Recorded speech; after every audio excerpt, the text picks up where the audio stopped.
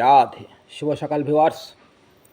আজকের দিনের প্রধান চিন্তা আমাদের এরূপ হওয়া উচিত, আমাদের আধ্যাত্মিক সত্তার গুণাবলী সংক্রামক, নিজ প্রবৃত্তিও সংক্রামক। জীবন যে এক মহান মিলিত সঙ্গীত, বাঁধিছে সকলে তাহাদের যন্ত্র ঐক্য তানে। গাহিতে সে মধুর গীত, হে মোর অন্তর্গায়ক করো তুমি গান। মিলাইয়া তোমার সুমধুর সুর, ভুলিও না অহং এর স্বর কি কর্কশ।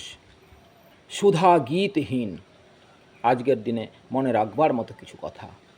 যাহাদের মন পবিত্র, চিন্তা উন্নত এবং মহান আদর্শ অনুপ্রাণিত, যাহাদের চরিত্র প্রেমপ্রবণ, তাহারা অন্য সকলের জীবনে বিপুল এবং স্থায়ী প্রভাব বিস্তার করেন।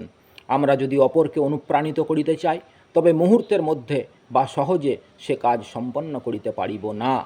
খড়ের আগুন যেমন নিমিষের মধ্যে জ্বলিয়া আবার নিভিয়া যায়, কিন্তু কাঠের আগুন ধীরে ধীরে জ্বলিতে থাকে, তেমনি আমাদের চেষ্টাও সময়ে সফল হইবে। যথার্থ আধ্যাত্মিক জীবন হয় ভয়বিহীন।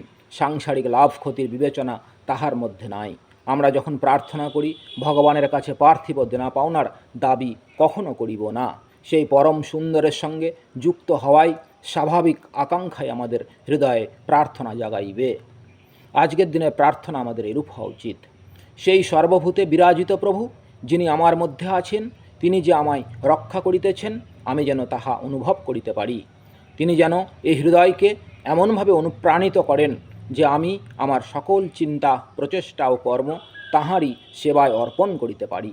তাহার প্রতি আমার অনুরাগ যেন এমন গভীর ও স্বতঃস্ফূর্ত হয় যে অন্য সকলেও তাহা অনুভব করিতে পারিবে এবং তাহারাও এইভাবে নতুন শক্তি ও প্রেরণা লাভ করিবে। রাধে রাধে।